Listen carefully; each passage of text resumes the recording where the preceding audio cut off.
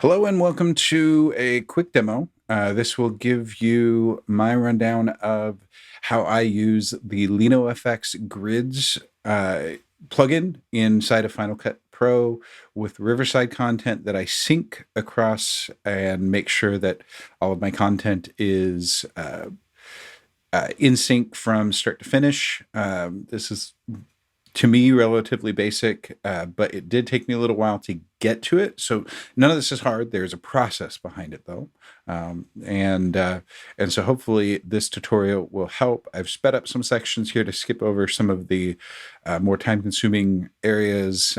So if you see it zoom forward a little bit, that's fine, and all of that, and so yeah, hopefully this will help you if you're working with Riverside and using a plugin to create a side-by-side, or having struggles with using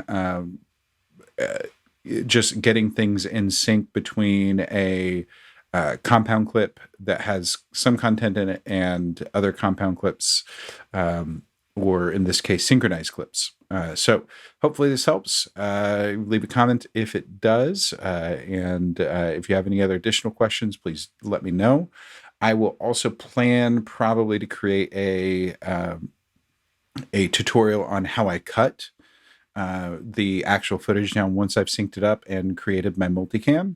So that's where I'm leaving off on this video. And so you watch for, I probably won't do it in this one, but watch for another tutorial where I'm doing that and outlining that for use, and being able to cut easily, because I mentioned this in what I recorded earlier with my screen capture, but I will set it up so that I can see who's speaking and when, and I can actually visually cut without having to listen or pay attention to who's talking and when, audibly. I can visually say, okay, this is camera 1, 2, 3, and so on and so forth. So I can literally cut visually, get my rough draft that way, and get rid of the main gaps and things like that. And then all I have to do is do one more pass through, actually paying attention and watching and listening, and clean up any of those areas that need to be cleaned up, as well as muting when a person isn't talking or making sounds that I don't want to include, things like that. So all of that will be included in a future tutorial, and we'll go from there. Hopefully this helps. Again, leave a comment with questions or other content that you might be interested in, and I would be happy to produce it. Have a great day. This is my tutorial for how I use the grids to create a side-by-side inside of Final Cut. So first and foremost, I am going to synchronize my audio and video, then sync. Make sure that they are synchronized properly.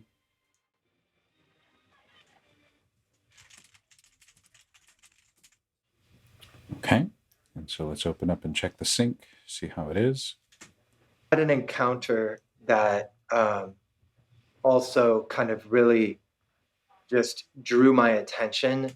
So now I'm only hearing the good audio conversation around the subject of sex trafficking, like now, as well as seeing the video, and it looks like it's perfectly in sync, which is exactly what I would expect.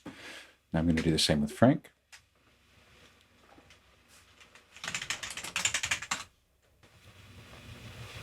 In the synchronization is also where I would do any color correction, any adjustments to zoom, or anything else like that that would be needed to prep our source content for the rest of the project. So one of the things that I might come back to do here in a bit is that I might actually apply camera stabilization to Frank's feed, because sometimes his camera shakes a bit, because it's on his desk, and if he writes or anything else like that, it causes it to shake a little. But that's something I would add at a later time. So we've got his audio. I'm turning that off, and now name the kind of hard, like the and that appears to be fully in sync. Usually the back end, the tail end is where I see the most. So we'll get everything shared. Most obvious out of sync elements. The other thing that I can do here if I really want to, although I'm not going to, is I could mute these sections where he's not actually talking. One of the things that happens whenever I'm processing is sometimes these smaller sounds ends up getting activated and enlarged. But his core audio, when he is speaking, is good. So I keep it as is. I need to tweak my settings probably a little bit more to keep that from happening. So now, to use the grids plugin that I have, I'm going to create a multicam out of these. Grid 1, multi. I'm just going to line these up in such a way that my guest and my host are close to where they need to be as far as not overspeaking and things like that. So it's probably not going to find much of a baseline to sync off of. In the past, one of the things I've done is I've included the original like sync audio or the combo audio from Riverside and synced these against that. I'm finding that that's less necessary. I could just line up the very intro where Frank is going, "Hey, welcome to the show," and the guest responds. That's what I do in here, though. So I'm going to make sure these get lined up. So let me get up to the beginning here.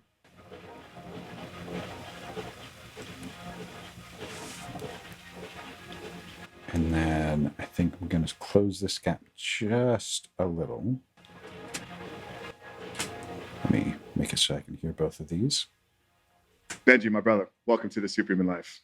Hey, Frank, thanks for having me on. Yeah, man, really. I'd rather have more time at the end of the guest comments to be able to bridge that gap than less, but I'm going to scroll through real quickly and make sure that things aren't terribly out of sync. Let's see. Something to stop this, And so this one's a little bit of a gap, but it's one that I can see that I can correct really quickly when I'm cutting. And based on that, I think we're good. Okay, so these are where I want them to be, placement-wise, timing-wise, which is good. I'm going to create a compound clip now out of this. This is going to be grid to compound.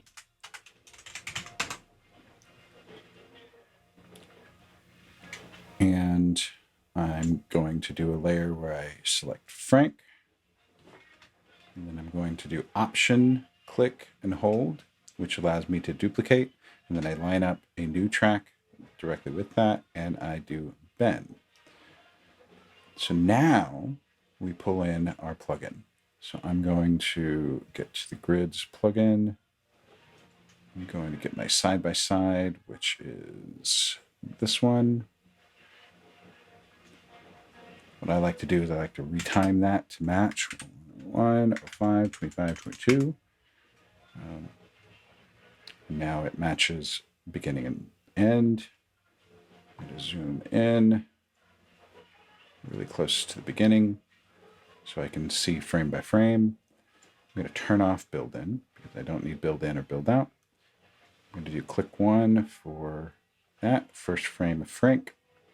Number 2 for grid 2, first of Ben, and then apply. Now, I've got those going. Now I just need to adjust. So I'm going to pull Frank in just a little, pull him down maybe a little. Not much, though. He doesn't have much headroom. And then I'm going to pull Ben's video down just a little, nice and tight. We look about even as far as size.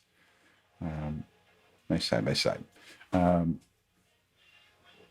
There is a background overlay here. I'm going to try to minimize that.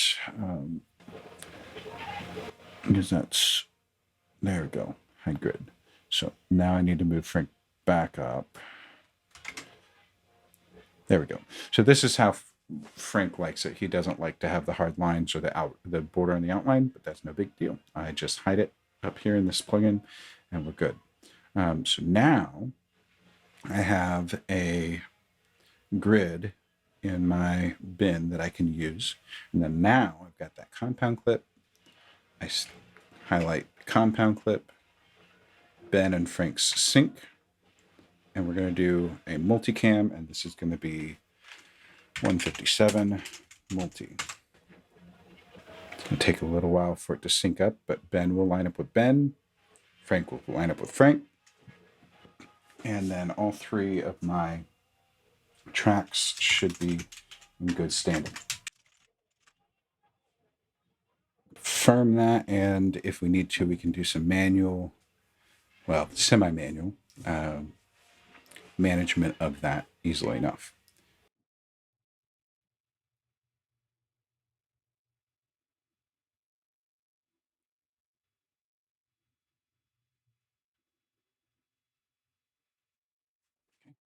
Now we're going to go in the multi-track view.